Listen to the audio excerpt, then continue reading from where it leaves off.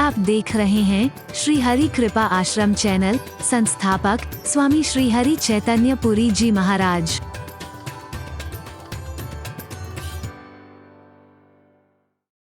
जगने की रीति बनाई गई जो हमारे उपनिषदों में भी है। उत्तिष्ठ जागृत प्राप्य वरान्य बोल। मैं कैसे विरोध कर दूंगा जगने शब्द का, जागर शब्द का, जागरण शब्द का? मैं कैसे विरोध कर दूंगा? बोलिए, समझने की कोशिश करना है इसे। अरे बोल, मैं ये भी नहीं कहता कि करते रहना है। बोल,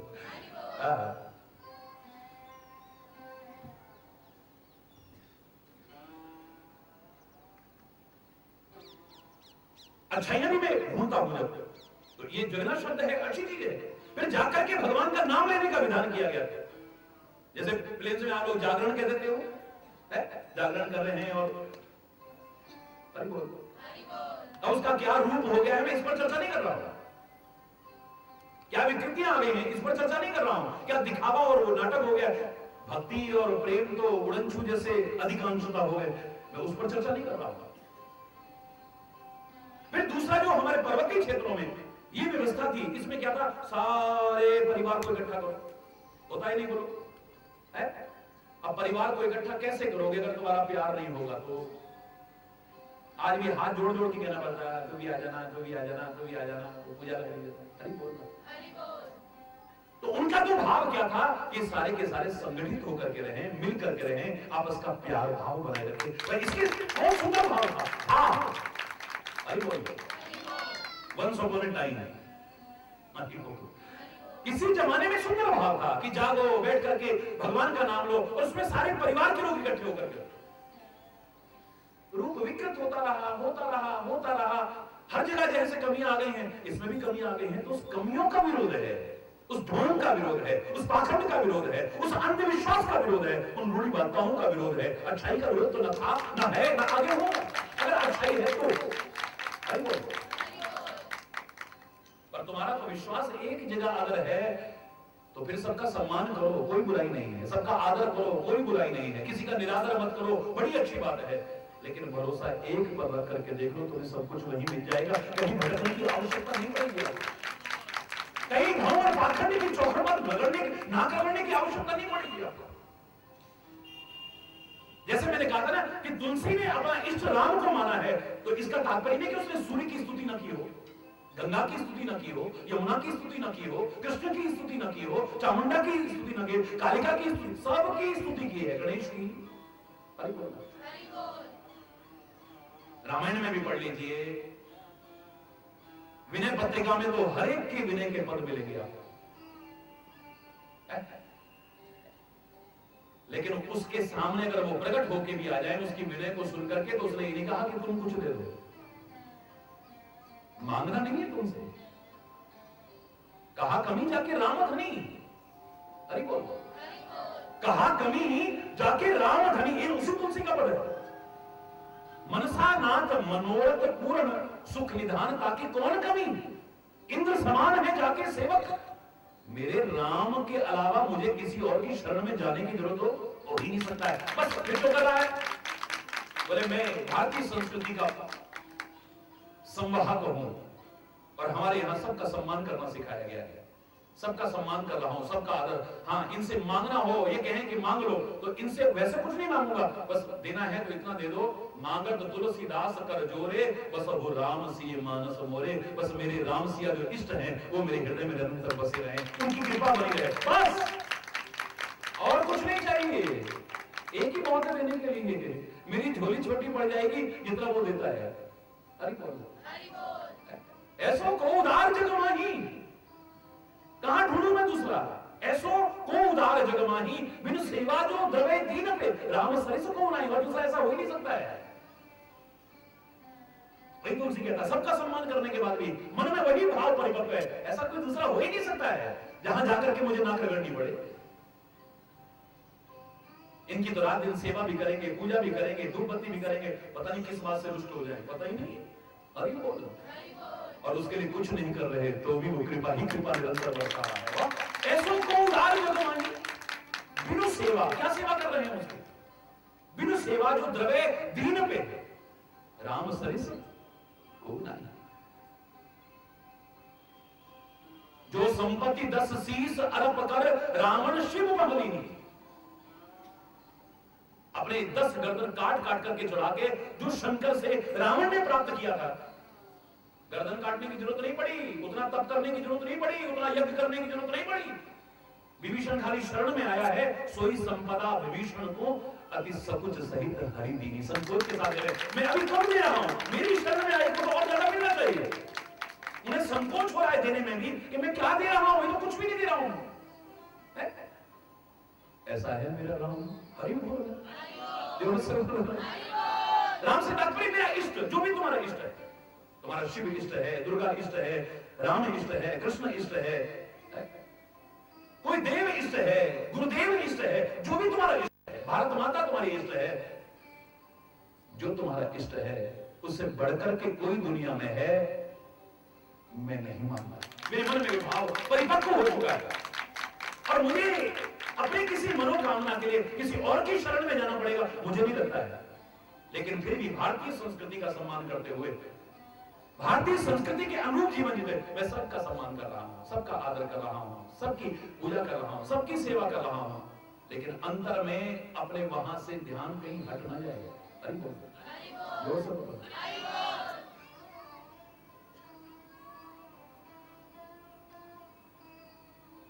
और वो तभी हो पाएगा, वरना तो कहीं ना कहीं आप विचलित हो जाते हो, कहीं ना कहीं विचलित हो जाते हो। शायद वहां से कुछ मिल जाए, शायद वहां से कुछ मिल जाए, शायद वहां से कुछ मिल जाए, और भटक जाते हो, गड़बड़ कर बैठते हो। पर इससे बचने का एक ही तरीका हो सकता है, और वो तरीका है प्यार। अगर मेरा प्यार किसी के प्रति है तो मुझे कुछ मिले ना मिले, मैं उसको छोड़कर के कहीं जाने को तैयार नहीं हूं। अभी जब प्रेम पर चर्चा कर रहे थे, मैंने कहा सारी समस्याओं का वर्तमान में समाधान अगर ढूंढना है तो प्यार हो सकता है, और कोई नहीं। महाराज जी ध्यान नहीं लगता है, जब ध्यान में बैठो पता नहीं कहां की बातें आने लगती हैं। ऐसा होता है कि नहीं? हाथ उठाओ, सच्ची बताना जिसके साथ ऐसा होता है, हाथ उठाओ। क्या जानना चाहते हो? बिल्कुल आपका ध्यान एकाग्र हो जाए, ध्यान ऐसा लगे जो हिले ही ना कहीं। जितनी देर भी बैठो, मैं नहीं कह रहा 24 घंटे बैठो, अपने लौकिक कर्तव्यों का भी पालन करो, अपनी ड्यूटी का भी पालन करो, पर जितनी देर बैठो, इसका तो सबसे तगड़ा और सबसे सरल एक ही उपाय हो सकता है, वो है प्रेम। कैसे? सांसारिक तुच्छ व्यक्ति से भी अगर प्रेम का भ्रम सा हो जाए, प्रेम नहीं, प्रेम का भ्रम सा हो जाए कि इससे मेरा प्रेम है, वहां से ध्यान हटता ही नहीं। सोते हैं तो, बैठते हैं तो, उठते हैं तो, चलते हैं तो, फिरते, दिमाग में वही घूमता रहता है। हरी बोल, वही घूमता रहता है, वही घूमती रहती है। हरी बोल, ये खाली इसको मजाक में मत लीजिए। एक झूठा प्यार का भ्रम सा हो जाए आपको, वहां से ध्यान हटता नहीं है, और सच्चा प्यार संत गुरु और परमात्मा के साथ हो जाए, तुम्हारा ध्यान हटेगा, ऐसा हो ही नहीं सकता है। पर जब हटेगा नहीं, जब हटेगा नहीं तो लगाओगे क्या?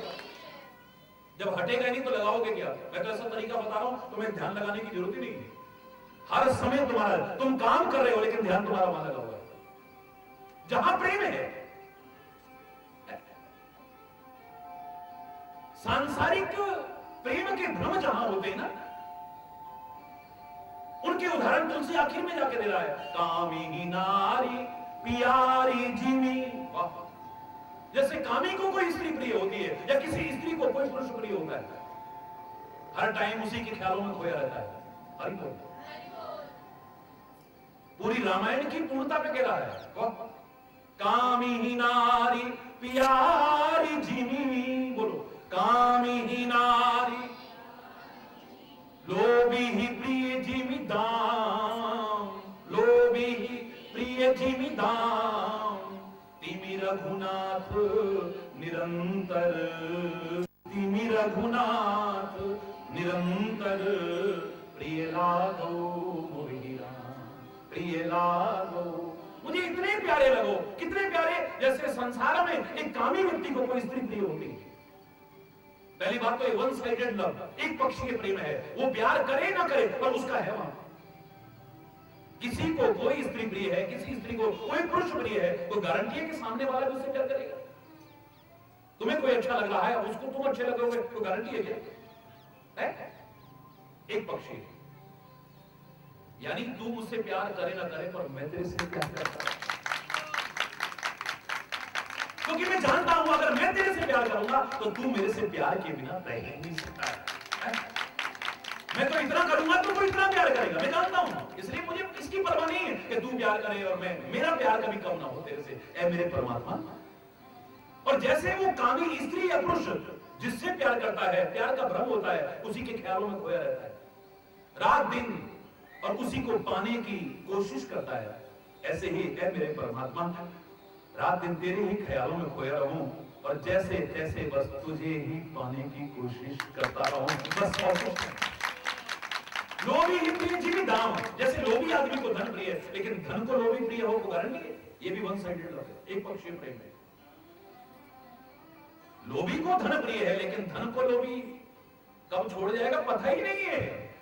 लोभी नहीं चाहता है छोड़ना, वो तो यूं पकड़ेगा, लेकिन वो कब साथ छोड़ जाए पता ही नहीं। धन कब साथ छोड़ जाएगा, कहां आकर के खत्म हो जाए कोई पता नहीं है, लेकिन वो उससे प्यार करता है, रात दिन बस पैसे के ख्यालों में खोया रहता है, जैसे तैसे उसी को पाना चाहता है। बस ऐसे ही है परमात्मा, मैं रात दिन तेरे ख्यालों में खोया रहूं और उसी तरह से तुझको पाने की कोशिश कर, बस और कुछ नहीं चाहिए। प्रेम से बड़ा और मेरे शायद ध्यान की एकाग्रता का उपाय मुझे नजर नहीं आया है। लाख कर लो ओम, आंखें बंद करी पर 2 मिनट बाद फिर वहीं हरि बोल। गोपियों ने कभी करा ध्यान लगाने की इस तरह से अलग से कोशिश? वहां ध्यान हटे तब तो लगाए हैं। गाय धोती है तो कृष्ण, गोबर उठाती हैं तो कृष्ण, घास लाती हैं तो कृष्ण, लकड़ियां बीन के लाती हैं तो कृष्ण, आटा गूंथती हैं तो कृष्ण, भोजन बनाती हैं तो कृष्ण, बच्चों को नहलाती हैं तो कृष्ण, झाड़ू लगाती हैं तो कृष्ण। जीवन की एक भी क्रिया, एक भी सांस कृष्ण के बिना ले कहां रही है, जो ध्यान हटेगा वहां। जीवन का हर क्षण भक्ति स्वरूप बन चुका है, एक एक क्षण भक्ति स्वरूप बन चुका। अलग से 2 मिनट बैठने की उसका भी महत्व है, लेकिन सच मानिए आपको भी समझ में आ गया होगा कि जहां प्यार हो ध्यान हटेगा वहां से। बोलो ना, ध्यान लगाने का इससे बढ़िया तरीका है वो?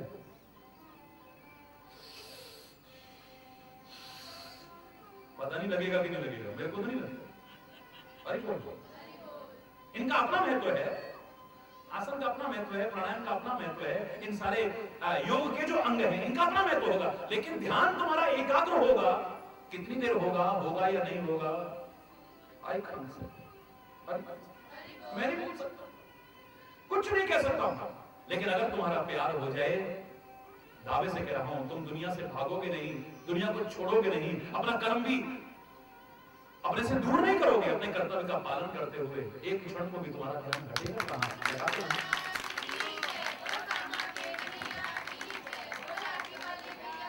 और अगर तुम चाहो कि हाँ नहीं हमें वैसे भी ध्यान लगाना है, तो उसके लिए भी बता देता। समय काफी हो रहा है, बस इसी को थोड़ा सा बोल करके आज यहीं कोई गलत शब्द निकला हो उसके लिए क्षमा चाहते हुए विराम दूंगा। एक और सरल तरीका, अगर यहां तक ना पहुंच सको, अभी प्रेम हमारे हृदय में उत्पन्न नहीं हो पाया है, तो क्या करें? ध्यान लगाने के लिए कोई तरीका बताओ।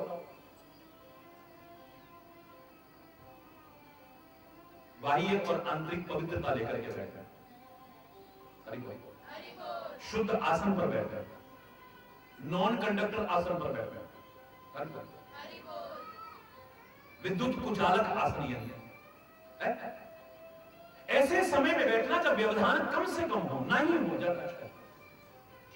उधर से दूध वाला आने वाला है, उधर से फोन आने शुरू होने वाले हैं, उनके ऑफिस जाने का टाइम हो रहा है, बच्चों का स्कूल जाने का टाइम, उस समय हम लेके बैठ गए, ओ मम्मी प्लीज, यानी क्या खाक लगेगा तुम्हारा? अगर तुम ध्यान एकाग्र करना चाहते हो तो जो एकाग्रता की बात है, चीजें हैं, उनसे बचना पड़ेगा। अपनी ड्यूटी के टाइम पे जो ड्यूटी है उसका पालन करो। आप थोड़ा जल्दी उठो ना, क्या करें? बस मैं बैठती हूँ, उधर से दूध वाला आ जाता है, उधर से फोन बजने शुरू हो जाते हैं, उधर से बच्चे आ जाते हैं, तो ऐसे टाइम में क्यों करते हो? वहां कर रहे हो राम राम राम राम राम, अरे फोन तो उठा लो, राम राम राम राम, अरे भाई घंटी बज रही, कब से बाहर जाके देखो कौन आया, राम राम राम राम, अरे हल्ला काहे को कर, देती हूँ नाश्ता अभी, राम राम राम राम।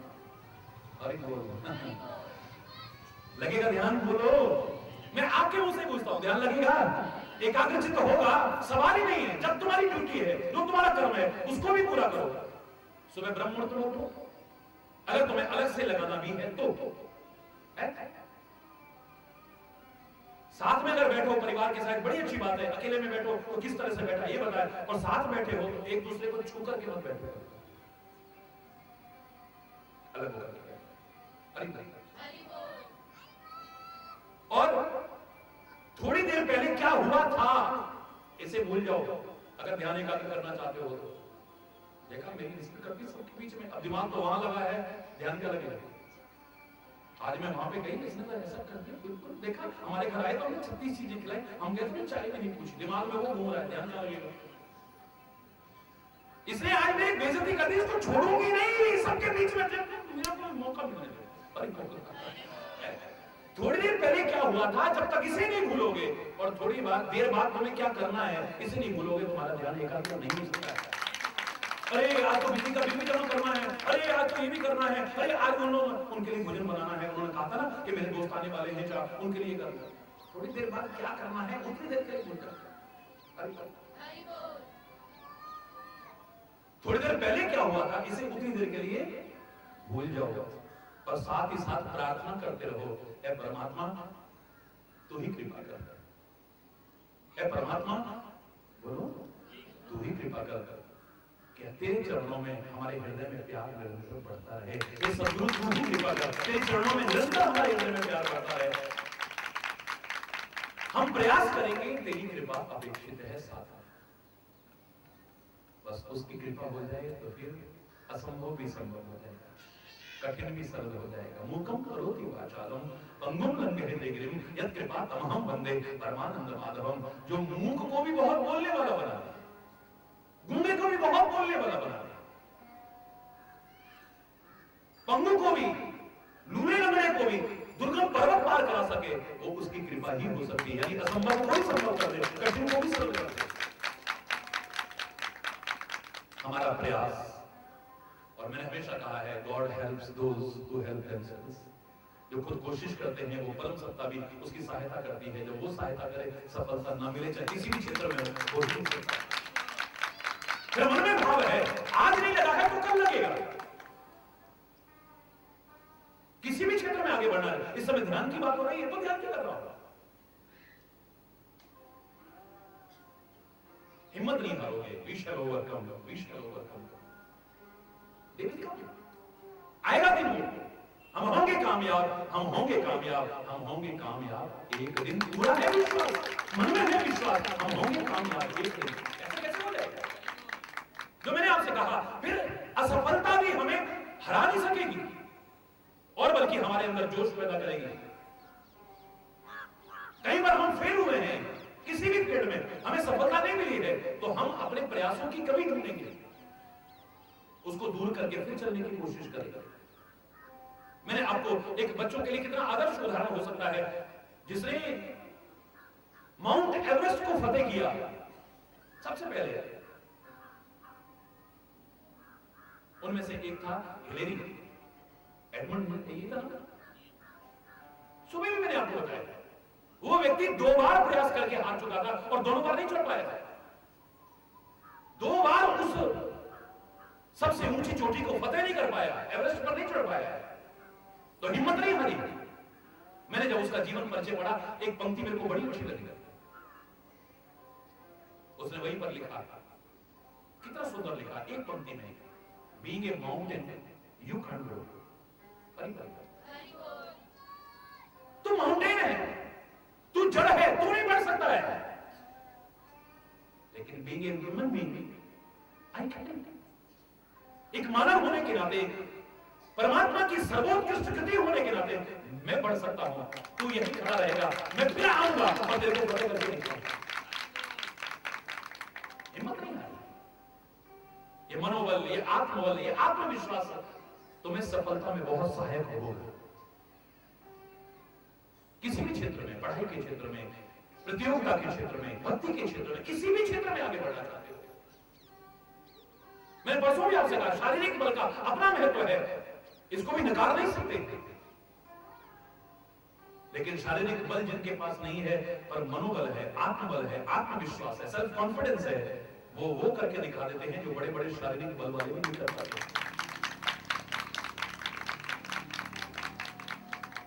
वो करके दिखा देते हैं। परमात्मा की कृपा हो, आप भी सुख और आनंद के मार्ग पर, उसकी कृपा के मार्ग पर आगे बढ़ सको। बहुत कुछ है। मैंने कोई सोच करके प्रसंग प्रारंभ नहीं किया है। नवरात्रि का क्रम और अचानक कालिका और महिषासुर का ये प्रसंग शुरू हुआ और वहीं से हमारी ये बहुत सुंदर प्रेरणाएं देकर के जाएगा ये प्रसंग, मुझे विश्वास है। नवरात्रि ये नव संदेश, नव प्रेरणा, नव चेतना जागृत करके जाएगी, ऐसा मुझे विश्वास है।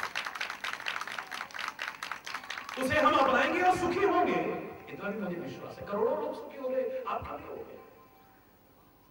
और यहां तो अधिकांश लोग वो बैठे हैं जो 26 वर्ष से, 27 वर्ष से, 25 वर्ष से जुड़े हुए हैं, जिन्होंने खाली सुना नहीं है, अपनी आंखों से पता नहीं क्या क्या देखा है। बहुत कुछ देखा है। आप कौन कौन कितने पुराने 22, 23, 24, 25 है, कितने साल पुराने।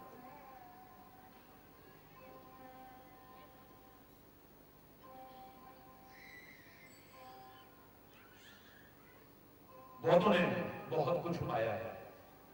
विश्वास किए रहे, दृढ़ विश्वास किए रहे, तुम भी वंचित नहीं रहोगे, झोली खाली नहीं रहेगी, भर करके जाओगे।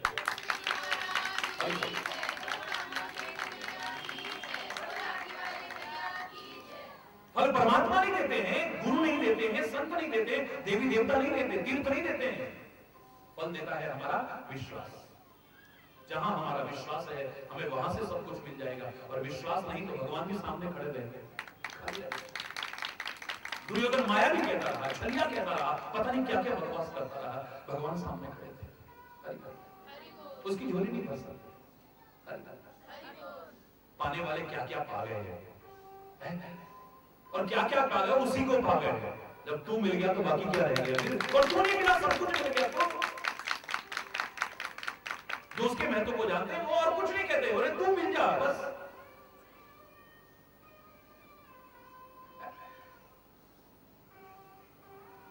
तू अगर मिल गया है तो बाकी सब अपने आप मिल जाएगा, और तू नहीं मिला है तो कितना कुछ मिले सब बेकार है, कुछ नहीं मिला। एक राजा के आने का प्रोग्राम बन जाए, खाली आने का प्रोग्राम, आए ना आए बाद में कैंसिल हो जाए अलग बात, आने का प्रोग्राम बन जाए, सड़क ठीक हो जाएगी कि नहीं?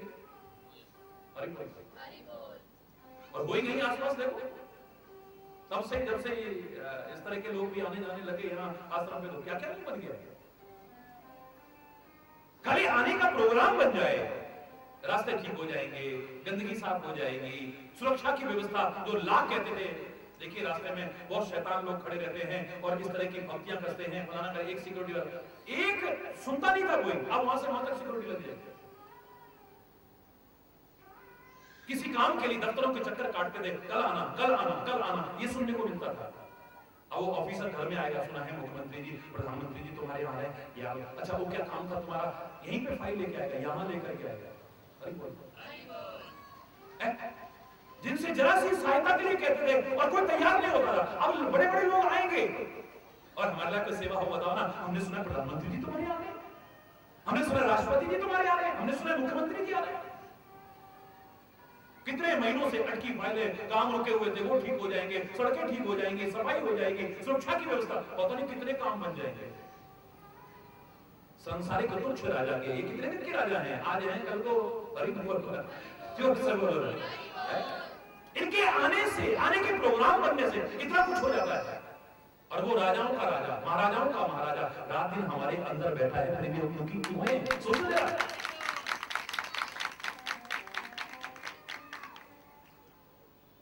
क्योंकि हमारा विश्वास ही नहीं है। अगर विश्वास होता कि वो हमारे अंदर बैठा है, हमें बाहर भटकने की जरूरत पड़ती। हम तो कस्तूरी मृग की तरह बाहर ढूंढ रहे हैं, बाहर इधर उधर इधर उधर इधर उधर। कस्तूरी कुंडल बसे मृग ढूंढे वन माही।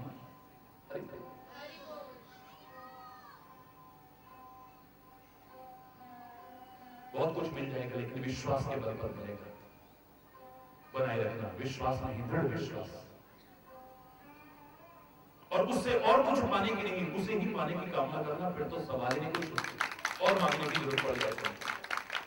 बस ये कहते हुए वो भाव जो मेरे मन में हमेशा आता है, बड़ा अच्छा लगा मुझे, कि हरि पूछो मुझसे मैं क्या चाहता हूं, हरि पूछो मुझसे मैं क्या चाहता हूं, मैं तुमसे तुम्हें मांगना चाहता, मैं तुमसे तुम्हें बहुत पहनना पीना खाना दिया है, बहुत घूमने को जमाना दिया है, बहलने को हर एक बहाना दिया है, पर अब तुमसे ही बहलना चाहता हूं, अब तुमसे ही बहलना चाहता हूं, मैं तुमसे तुम्हें मांगना, पर तू मिल गए बस। हरि कृष्ण में तेरा चमत्कार देखा, कई जन्म ले लेके कई बार देखा, बनाया हुआ तेरा संसार देखा, बनाया हुआ तेरा संसार देखा, पर अब तुमको ही देखना चाहता, मैं तुमसे तुम्हें मांगना। तू मिल गया तो सब मिल गया, और सब कुछ मिला, और तू दूर हो गया तो उसका हाथ उसका साथ कभी न छूटे। प्रयास भी करना, प्रार्थना भी करना।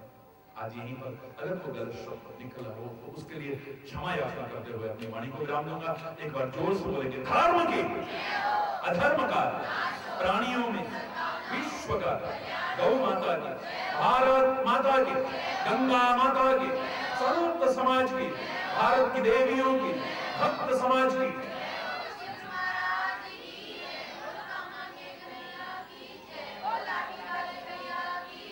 बोलो वृंदावन बिहारी लाल की जय। जय श्री राधे श्याम राम राम राम, हरि बोल हरि बोल हरि बोल।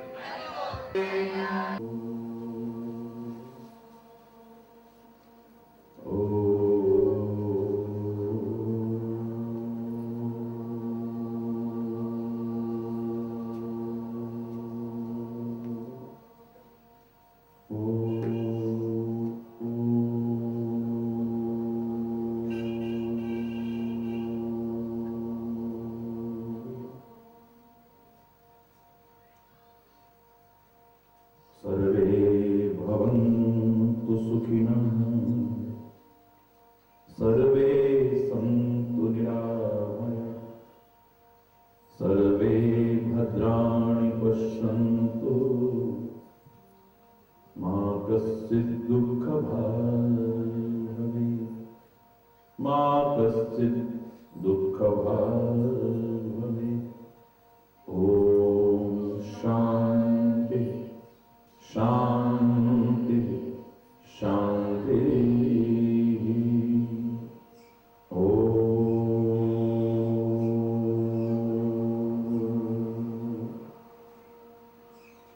त्वमेव माता च पिता त्वमेव, त्वमेव बन्धुश्च सखा त्वमेव, त्वमेव विद्या द्रविणं त्वमेव, त्वमेव सर्वं मम देव देव, त्वमेव सर्वं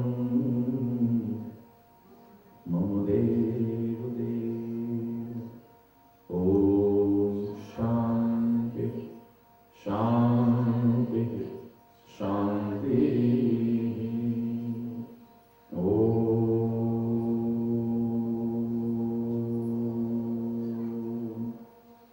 ध्यानमूलं गुरुर्मूर्ति, पूजामूलं गुरुपदम्, मंत्रमूलं गुरुर्वाक्यं मोक्षमूलं गुरुकृपा। ओम शांति शांति शांति।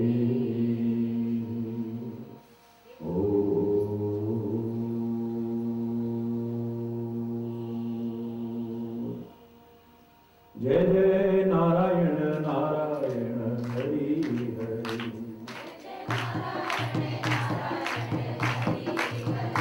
जय जय नारायण नारायण हरि हरि। जय जय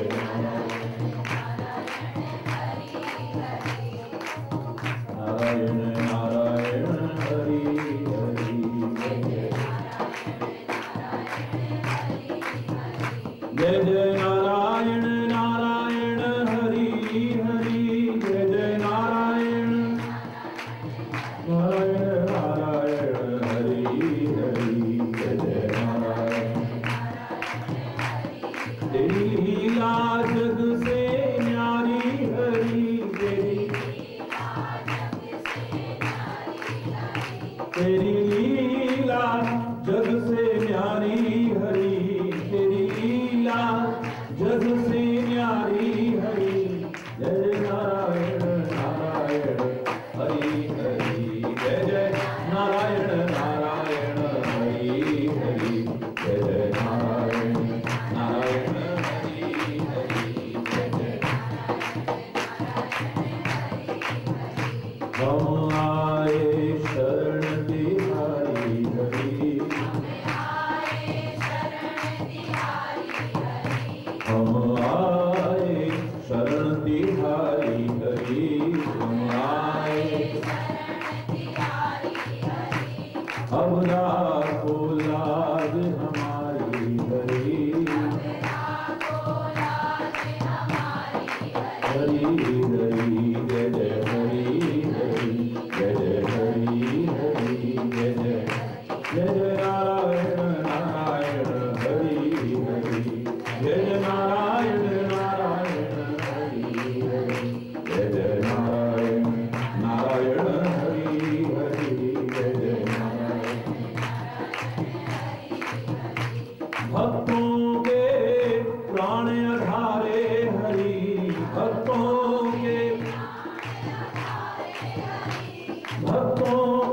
प्राण आधारे हरि। भक्तों के प्राण सारे जग के परम सहारे हरि। सारे जग हरि हरि। जय जय हरि हरि। जय जय हरि हरि। जय जय। जय जय नारायण नारायण हरि हरि। जय जय नारायण नारायण हरि हरि। जय जय नारायण नारायण हरि हरि। जय जय नारायण। जय जय नारायण। जय जय नारायण नारायण हरि हरि।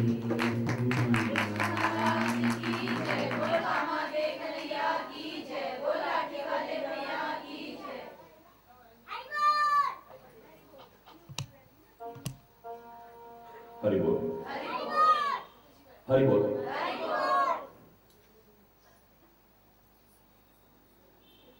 बहुत ही सौभाग्य से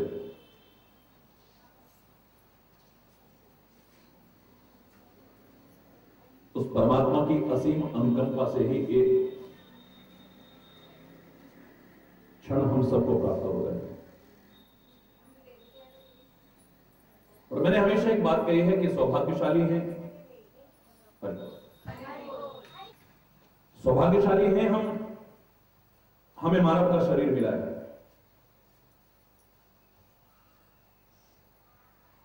सौभाग्यशाली हैं हम, सर्वांग परिपूर्ण शरीर मिला है जिसके एक एक अंग की कीमत हम आंक नहीं सकते। सौभाग्यशाली हैं हम, भारत जैसी इस पवित्र धरा पर हमें जन्म लेने का सौभाग्य मिला है। संपूर्ण विश्व जिसकी महिमा को अस्वीकार कर रहा है और करेगा।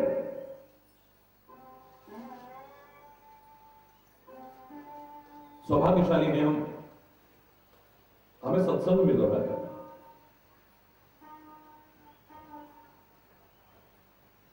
सौभाग्यशाली हैं हम, हमारी सत्संग में रुचि भी है, वरना हम यहां ना बैठे होते। कितने सौभाग्य हैं हमारे, पर परम सौभाग्यशाली बन जाएं अगर सुने का एक अंश भी अपने जीवन में उतारें।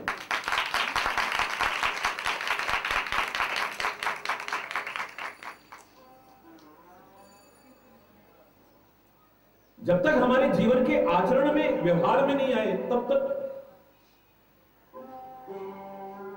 जैसे कल भी मैंने आपसे कहा कि किसी रोग विशेष से माना हम पीड़ित हैं और उस रोग विशेष का सारे विश्व का सबसे बड़ा स्पेशलिस्ट हमें मिल जाए, तो मात्र उसका मिलना रोग दूर होने की गारंटी नहीं है। उस डॉक्टर के द्वारा विश्व की उस बीमारी की सबसे अच्छी औषधि हमको दी जाए, दवाई दी जाए, लेकिन इतने मात्र से हमारे रोग दूर हो जाएंगे, इस बात की गारंटी है। डॉक्टर अच्छा मिले, दवाई अच्छी मिले, पर उस दवा को हम व्यवहार में लाएं और डॉक्टर के बताए परहेज पर चलें, तो रोग दूर होने की संभावना हो सकती है। हमारी संभावना कहूंगा, अगर जीवन है तो। अगर मृत्यु ही आ जाए तो फिर डॉक्टर क्या करेगा और दवाई क्या करेगी? अरे बोलता,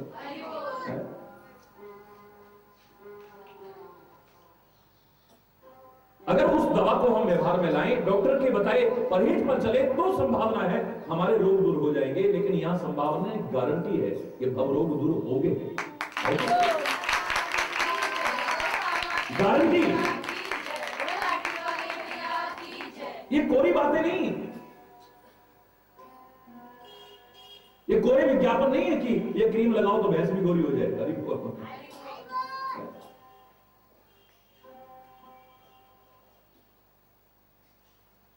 लेकिन जैसे आना चाहिए, जैसे बैठना चाहिए, जैसे सुनना चाहिए, जैसे मनन करना चाहिए और फिर जैसे जीवन के आचरण में उतारना चाहिए, ये प्रक्रिया पूरी हो जाए, तब देखिए परिवर्तन। आना भी हर एक का एक जैसा नहीं है, याद रखना। दिन भर में कितने लोग आ रहे हैं, बहुत प्रेम से आ रहे हैं, श्रद्धा से आ रहे हैं, अधिकांशतः सारा दिन लाइन लगी रहती है। तो आपका प्यार है कि आप जंगल में भी इतनी बड़ी संख्या में सारा दिन इतनी श्रद्धा से इतने कष्ट उठाते हैं, यहां पहुंचो। हाँ, इतना मैं कह सकता हूं कि शायद उतना कष्ट तो मैं यहां पहुंचने में नहीं जितने तुम्हारे कष्ट दूर हो जाएंगे। अगर हमारा प्यार है, आपके हमारी श्रद्धा है, अगर विश्वास, तो आने के लिए भी और विस्तृत व्याख्या करूं तो समय इसी में लग जाएगा। हमें अपने प्रसंग पर आना है। सरल से सरल शब्दों में इसके विषय में कई लोगों ने बड़े प्यारे शब्द कहे हैं। संत दर्श को जाए तजी माया अभिमान। अब शर्त काय को लगा दी? अब आए हैं तो आए हैं, ठीक है, आए हैं तो देखो, लेकिन विशेष लाभ उठाना चाहो तो। मैंने बताया था ना, किसी जगह पर कोई संत पहुंचे और वो गांव सारा का सारा अभावग्रस्त था, पीड़ित था, दुखी था, दरिद्री था। जिसको देखो सारे के सारे दुखी लोग। संत कृपालु होते हैं, बड़े दयालु होते हैं।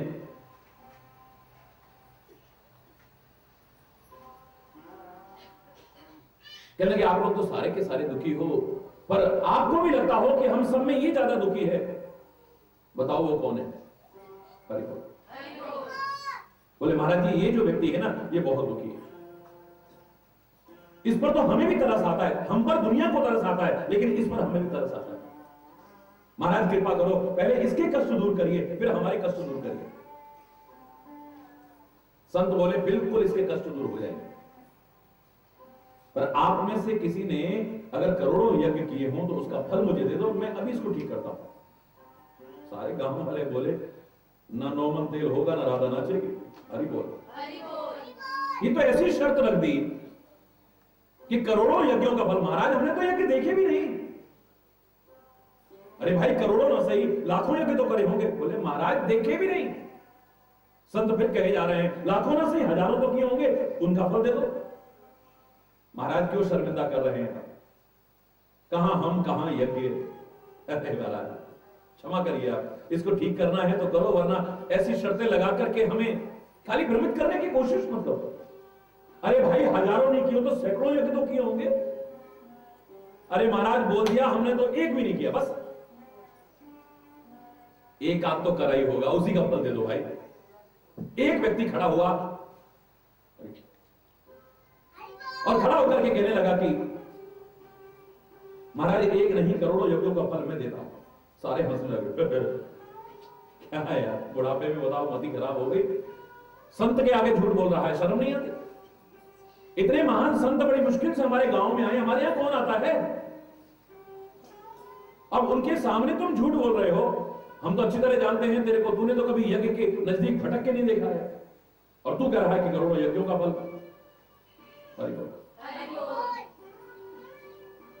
संत कहने लगे करोड़ों यज्ञों का फल दोगे भैया? बोले हाँ महाराज करोड़ों यज्ञों का फल दूंगा। सारे बोले बेशरम, शर्म नहीं आती तेरे को? इतने बड़े महापुरुष के आगे झूठ बोलता है। बोले अगर मैं झूठ बोलता हूं तो सारे संत झूठ बोलते हैं। अब सारे चौंके, ये तो इतनी आगे पहुंच गया कि सारे संत झूठ बोलते हैं। बोले हाँ संतों के मुंह से सुना था, संत दर्श को जाइए तजी माया अभिमान, जो जो पग आगे धरे कोटि के यज्ञ। इन्हीं के मुंह से सुना है। अगर मैं झूठ बोलता हूं तो ये सारे झूठे हैं। अभिमान छोड़ करके, माया छोड़ करके अगर संत दर्शन के लिए एक एक कदम भी हम आगे बढ़ाते हैं, तो जैसे जैसे एक एक कदम हमारा बढ़ता है, करोड़ों यज्ञों का फल हमें मिलता है।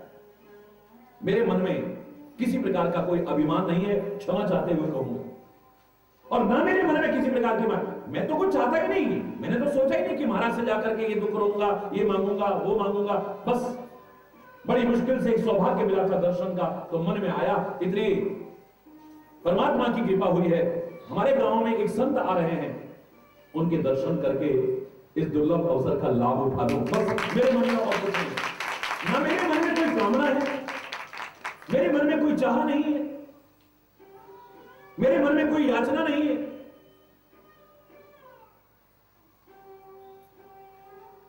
अरे ओ गांव वालों, तुमको फल इसलिए नहीं मिलता है क्योंकि तुम्हारे मन में विश्वास ही नहीं है।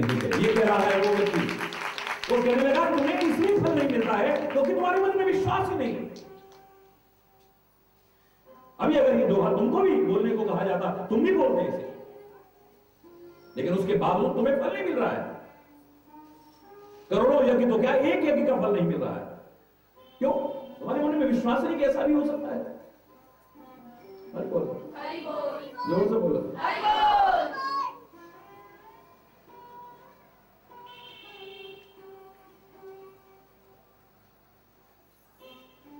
बड़े सौभाग्य है हमारे, ऐसा अवसर मिला है हमें।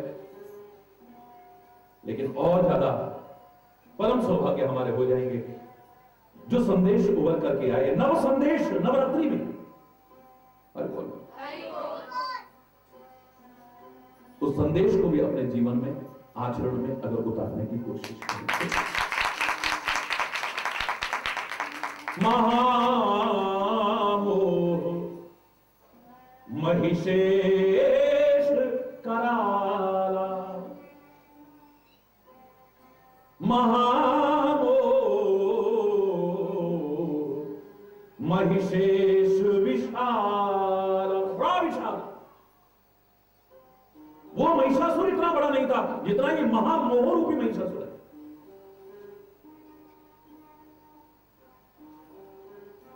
मधुकैटभ इतने खतरनाक नहीं थे जितना राग और द्वेष हमारा खतरनाक है हमारे अंदर। ऐसे खतरनाक मधुकैटभ बैठे हैं हमारे अंदर।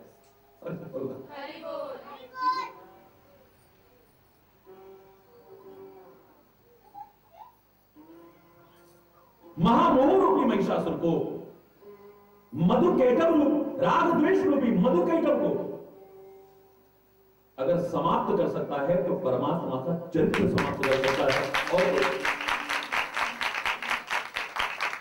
क्योंकि उसका चरित्र उससे बढ़कर करके, लेकिन चरित्र खाली सुनने मात्र से और सुनाने मात्र से नहीं होगा काम। उससे जो प्रेरणा मिले, जो संदेश मिले, जो उपदेश मिले, उसको अपने जीवन में उतारा जाए। राम की कथा तो हमने की, लेकिन घर में जाकर के मां बाप ने निरादर करा। अब ये राम कथा तुम्हें लाभ पहुंचाएगी पूरी तरह से? मुझे शक है थोड़ा। हरि बोल। एक एक इंच जमीन के लिए लड़े उस राम कथा को सुनकर के, जिसमें सुना था कि अयोध्या का विशाल साम्राज्य फुटबॉल बना हुआ है, भरत राम की ओर उछालता है, राम भरत की ओर उछालता है, पूरा लाभ मिलेगा? मुझे थोड़ा शक है, क्षमा चाहते हुए तो। सामान्य लाभ है कि आपको गलत जगह पर नहीं बैठे, अच्छी जगह जाकर के बैठे, गलत चर्चा नहीं सुनी, एक अच्छी चर्चा सुनी, गलत चिंतन नहीं किया, इतनी देर अच्छा चिंतन हुआ। कुछ लाभ है, जो विशेष लाभ हम चाहते हैं वो मिल पाएगा? मुझे शक है। और विचार करोगे तो आपको भी शक होगा, विश्वास नहीं हो सकता। अपना आचरण अमर्यादित बनाया, लाज शर्म हया शूर्पणखा की तरह त्याग दी, जहां तहां प्रणय निवेदन करने लगे। हरि बोल।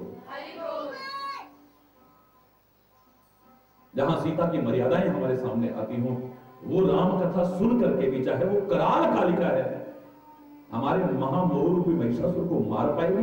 मुझे शक है।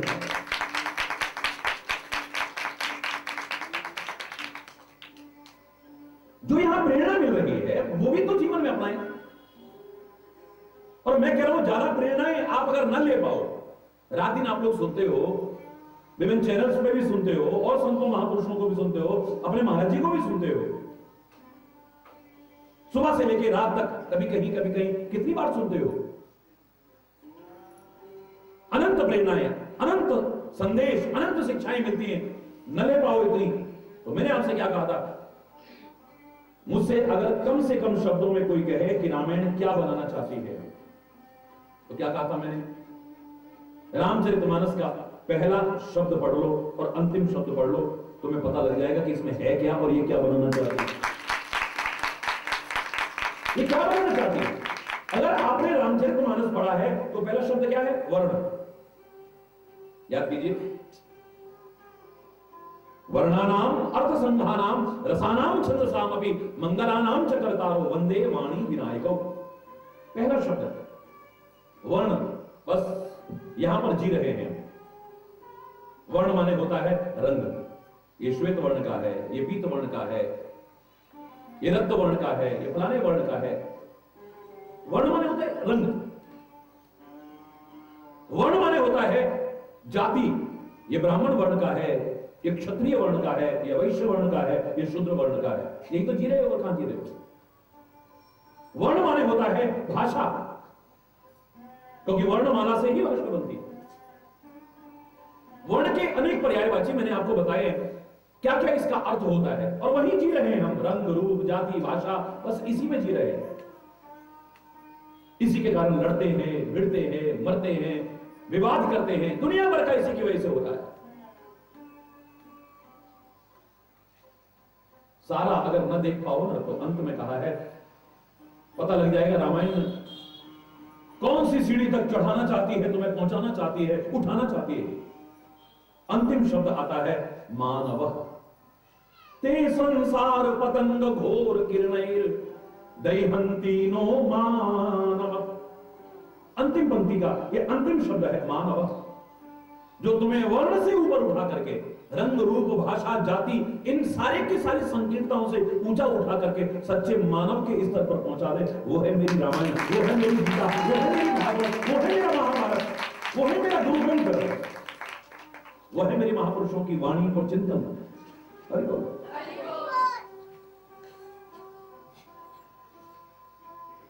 मानव बन जाए तो फिर बाकी क्या रह गया है? सच्चे अर्थों में अगर मानव बन जाए, सच्चे अर्थों में इंसान बन जाए।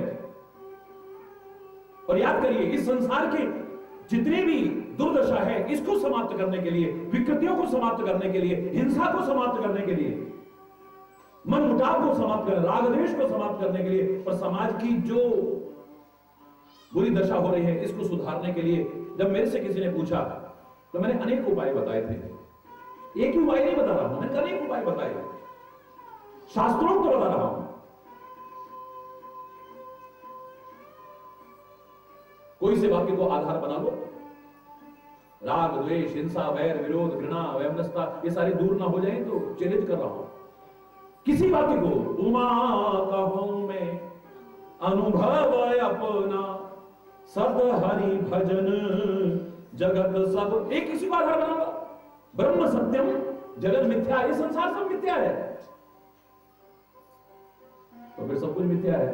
तो मिथ्या बात पर एक समझदार व्यक्ति तो नहीं लड़ता है, कभी विरोध नहीं करता है, घृणा नहीं करता है, द्वेष नहीं करता है। एक वही सत्य है, बाकी सब मिथ्या है। अब विस्तार में इसका काफी कर चुका हूं, बताइए फिर लड़ाई होगी। मिथ्या बात पर लड़ना, मिथ्या, ये समझदारों की निशानी तो नहीं होती है। बोलिए। दूसरा और चिंतन हमारे महापुरुषों ने दिया, ये संसार एक स्वप्न है, मोह निसा सब सोवनिहारा देख ही स्वप्न अनेक प्रकार। ये संसार रात्रि है और ये जो कुछ तुम्हें दिख रहा है ये स्वप्न तुल्य है, सत्य नहीं। अब सपने में कोई गर्दन काट गया, हम रो रहे हैं। सपने में हम राजा बन गए, बड़े खुश हो रहे हैं। सपने में कोई गाली दे गया, हम क्रोध कर रहे हैं।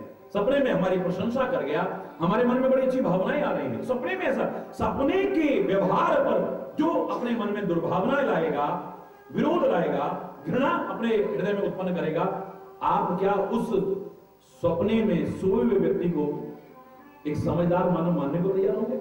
सपने की क्रियाओं पर क्रोध कर रहा है। अगर ये सपना है तो सब मिथ्या है। अरे सपने में अगर तू जगा हुआ है,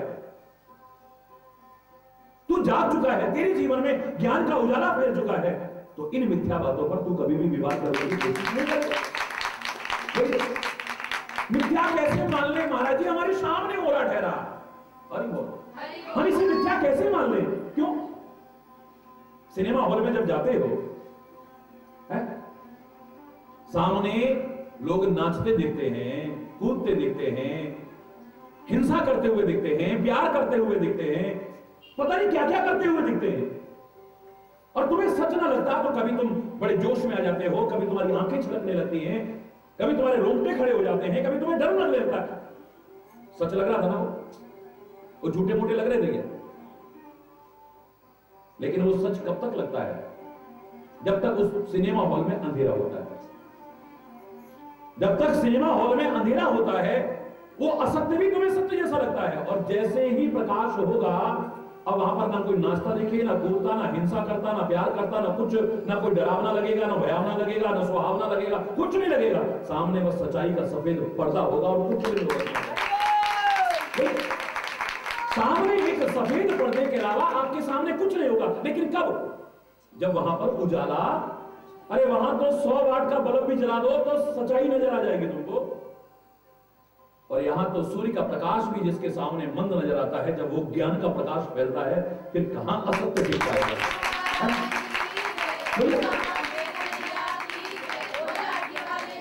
बिल्कुल सत्य के अलावा तुम्हारे सामने कुछ भी नहीं होगा। फिर असत्य पर, फिर मिथ्या पर, फिर स्वप्न पर तुम विवाद करोगे, हिंसा करोगे, घृणा करोगे, द्वेष करोगे, ईर्ष्या करोगे। मुझे नहीं लगता है महापुरुषों ने जो जो चिंतन दिया, हर चिंतन समाज की इन विकृतियों को दूर करने में काफी सक्षम है। तीसरा चिंतन उभर करके आता है, संसार एक रंगमंच है। ये संसार एक रंगमंच है। हर कोई अभिनय करने आता है, अपना अपना अभिनय पूरा करता है, और जब अभिनय पूरा होता है तो उसे हटा दिया जाता है, वहां से या हट जाता है। अरे वो अपना रोल पूरा हुआ, अपना अभिनय पूरा हुआ, अरे वो किसी का इतनी देर का, किसी का इतनी देर का, किसी की इतनी देर का, किसी का इतनी देर का, जितना जिसका अभिनय।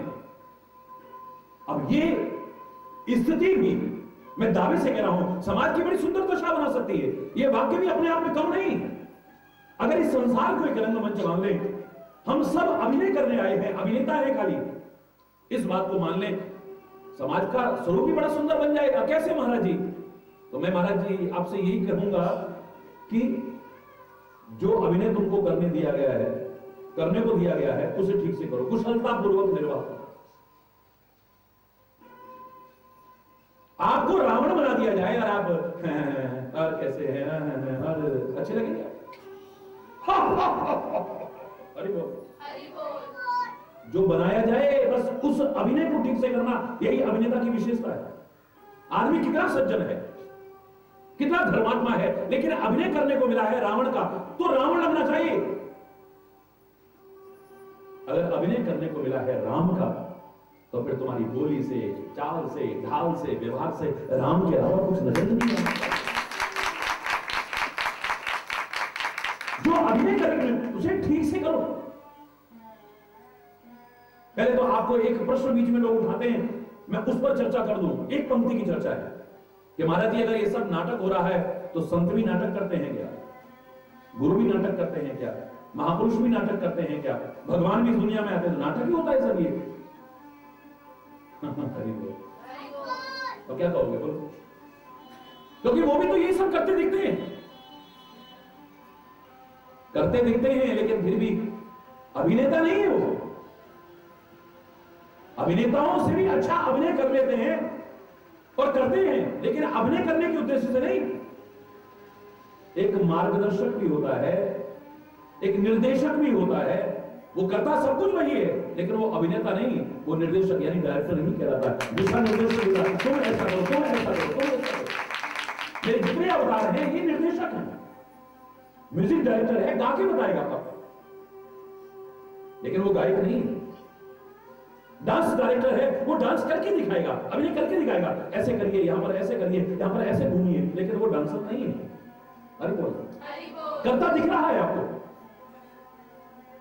फिर भी वो नर्तक नहीं है, नृत्य निर्देशक है, वो डांस डायरेक्टर है वो। मेरे परमात्मा ने, मेरे संतों ने, मेरे महापुरुषों ने भी ये सब किया है, लेकिन आपको सिखाने के लिए किया है, निर्देशन देने के लिए किया है। तुम ऐसे करो, ऐसे करो, ऐसे करो, ये उनका डायरेक्शन है। चलो इस प्रश्न का उत्तर बीच में लिया हमने, लेकिन ये सारी विकृतियों को दूर कैसे कर सकता है? तो संसार भर में जो आए हैं उन सबको अभिनय काहे का करने को मिला है? संसार रूपी रंगमंच पर काहे का अभिनय करने को मिला है? तुम सारे किस कैटेगरी के कहलाते हो? मानव। कौन सी श्रेणी के हो? दानव तो नहीं है, देवता तो नहीं है, और बोल दो, किसी से मजाक में कहते हो, किसी से डर के मारे कहते हो, किसी से मत जाता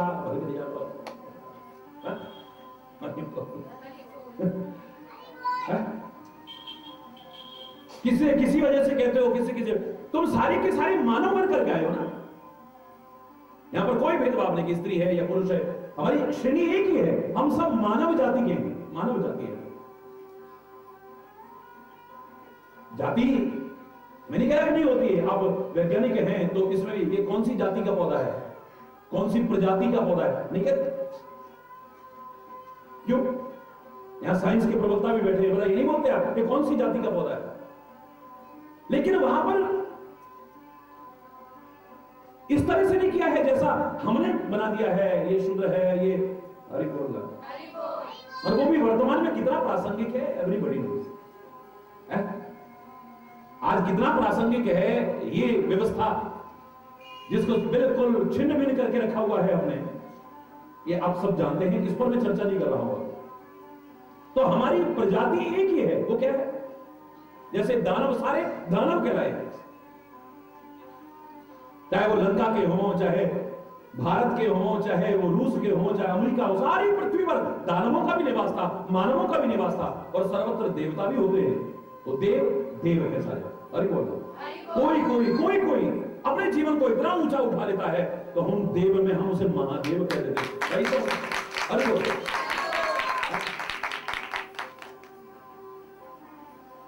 राक्षसों में भी कोई बहुत विकराल हो गया है, विकराल राक्षस है, कराल राक्षस है? बड़ा भयंकर राक्षस है। इतना हम कर सकते हैं, बाकी हैं सारे राक्षस यानी राक्षस, देवता यानी, जोर से बोलो, देवता, मानव यानी सारे के सारे मानव है। अब ये वाक्य कैसे हमारे संसार की दशा को सुधारने में सक्षम है? विचार कीजिए कि जो अभिनय करने को मिला है वो ठीक से करो, यानी तुम्हें मानव बनाया है तो मानव बनकर के दिखा दो सच्चे, कभी भी दानव बनने की कोशिश मत करो, वरना ये मानव का शरीर फिर मिलेगा भी कि नहीं मिलेगा? साधन का धाम ये मानव का शरीर, मुक्ति का, स्वर्ग का, नरक का द्वार ये शरीर।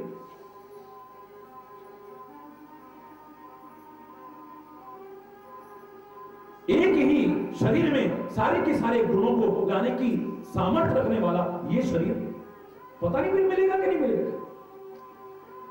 क्योंकि अभिनेता अगर कुशल अभिनय न करे, एक बार, दो बार, चार बार, 10 बार अगर डायरेक्टर सिखाए, उसके बाद क्या कहेगा? हटा यार, इसको किसी और को लो, इसको तो करना नहीं आता कुछ। आजकल रामलीलाओं का जोर चल रहा है, और हनुमान जी बना दिए, लेकिन उसे हो ही नहीं रहा वो सारा।